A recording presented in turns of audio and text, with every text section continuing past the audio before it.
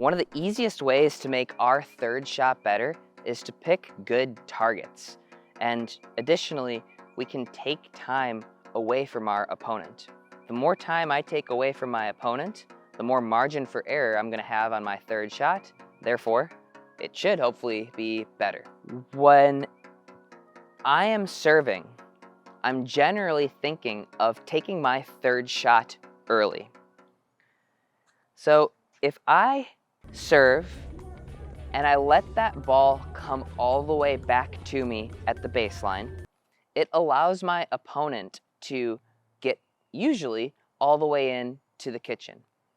However, if I can take a step into the court, I'm now 3 feet inside the court, but the benefit is 6 feet actually, because the ball doesn't travel the additional 3 feet here, and it doesn't travel the additional 3 feet back, meaning I've taken 6 feet away from my opponent. I've taken that time away from my opponent.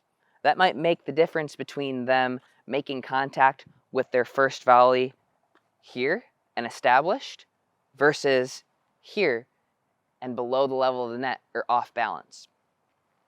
So a drill that I like to do to work on this, to work on taking the ball early, is I'm going to have my partner up at the net, and I'm going to be working on third shot drops and third shot drives, but not leaving the purple on this court. I'm going to take everything on the rise here.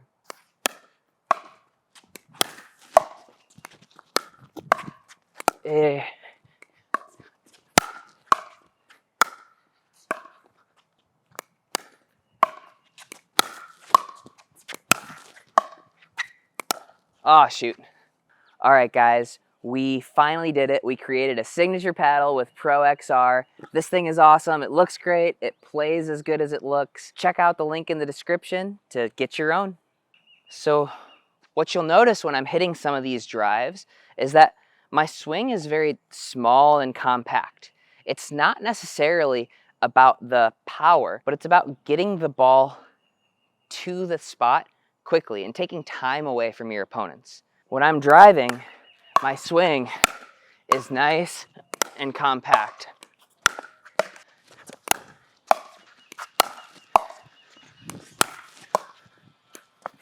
This is a good drill to do from each different angle. If our opponent is returning, I'm generally going to hit this shot to the returner of serve, because the returner's partner starts the point balanced and at the kitchen line. But the returner themselves might not be able to get all the way to the kitchen line. So it's important to work all of the different angles when we hit this shot as well.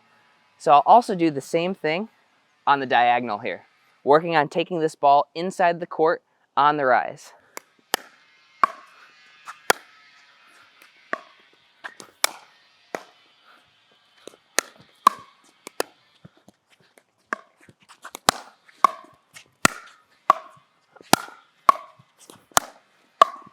Nice. Ah, shoot.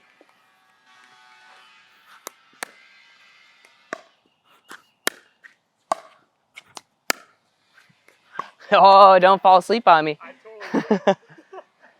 And then we'll switch over and do the other diagonal as well.